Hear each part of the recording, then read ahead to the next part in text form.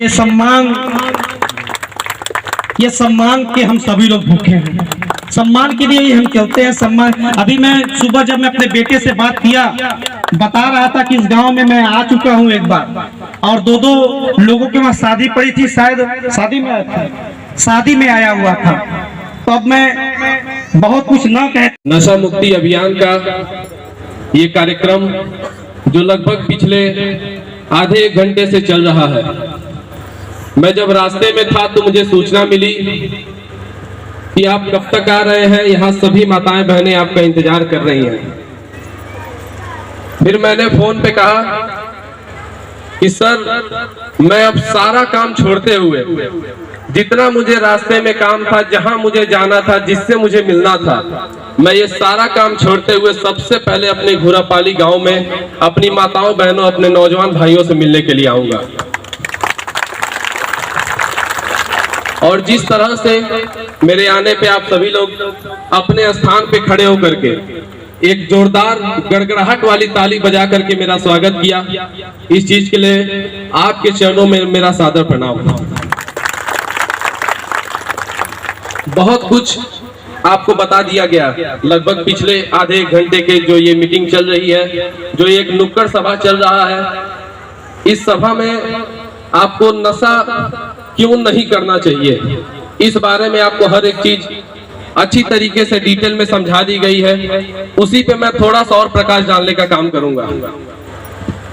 आज के जैसा कि मेरे पिताजी ने बताया, आज के 11 महीने पहले, लेकिन मैं आपको उस 11 महीने पहले का डेट बता दूं। 2023 के जुलाई महीने में 18 तारीख को, 18 जुलाई 2023 दिन मंगलवार था। उस दिन आपके इस बेटे का, आपके इस भाई का दिल्ली के मेदांता अस्पताल में लीवर का ऑपरेशन हुआ।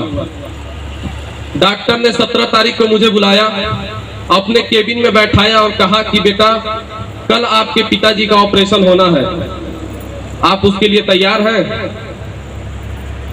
मेरे अभी जैसे मैं खड़ा होकर आपके सामने बोल रहा हूं, उस समय मेरे मुंह से डॉक्टर के सामने एक शब्द निकला नहीं। क्यों?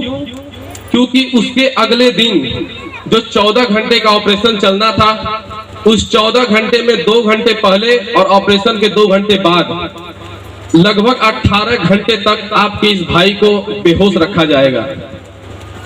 उसके बाद से बहुत हिम्मत बांधते हुए, बजरंग बली का आशीर्वाद लेते हुए मैंने डॉक्टर से कहा, डॉक्टर साहब, तैयार तो मैं हूं और एक तरह से कहिए नहीं भी हूं, क्योंकि कहीं ना कहीं ये मेरे पिता, ये एक मेरे परिवार का जो मुखिया है, उसके जीवन और मौत, इस दोनों के बीच की ये बात है।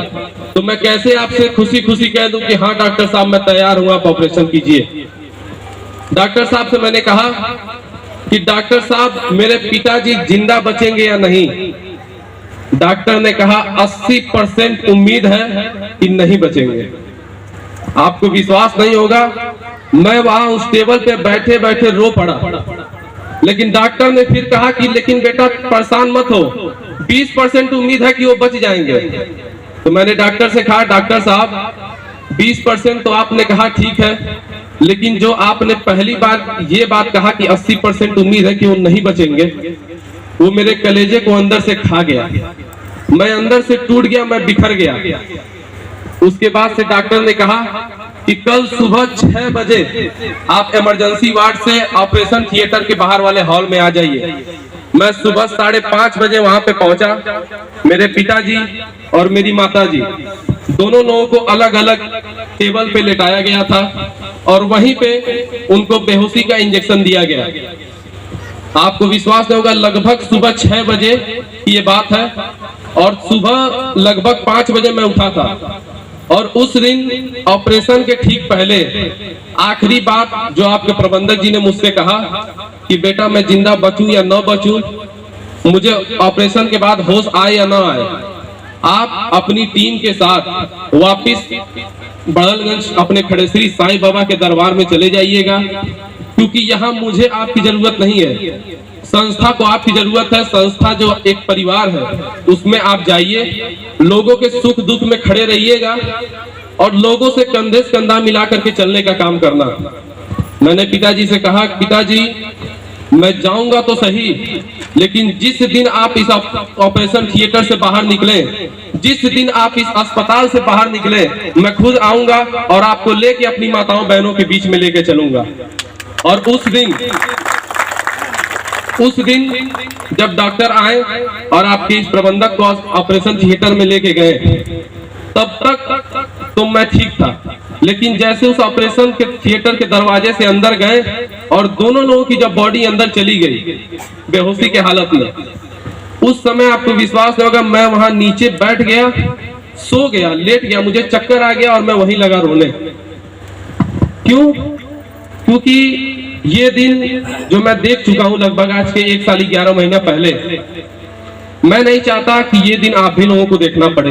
जितने ही मेरे नौजवान भाई बहन यहाँ बैठे हुए हैं, मेरी माताएं बहनें बैठी हैं, मुझे नहीं लगता कि किसी को भी इतना शौक होगा कि उसके पति, उनके बेटे, उनके भाई घर में शाम को पी करके आए, एक दूसरे को गाली दें, मार झगड़ा करें, अपना नुकसान करें और बाद में तबीयत खराब होने के बाद पैसे की मजबूरी में इलाज ना करा पाए। इसलिए आज ये मीटिंग आप सभी लोगों के बीच में रखा गया है कि अभी भी बहुत वक्त है। आप लोग जो ये नशा करते हैं, किसी भी प्रकार का दारू पीते हैं या फिर जितनी भी चीजें बुरी चीज का आप लोग सेवन करते हैं, इस चीज का आप लोग सेवन बंद करें और उसी पैसे का 1-1 रुपया बचा करके अपने बहन, अपने बेटी, अपने लड़के की शादी के लिए इकट्ठा करके रखें। और उसी चीज के बारे में अभी मेरे पिताजी ने आपको बताया कि जो आप हर दिन 3 रुपया बचाने का काम करते हैं, उस 3 रुपए से हम आपको लगभग 10-15 तरीके की मदद मानव शिक्षा सेवा संस्था द्वारा देते हैं।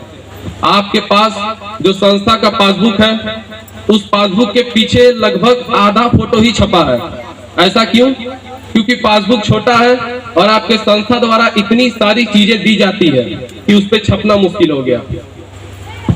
आज के लगभग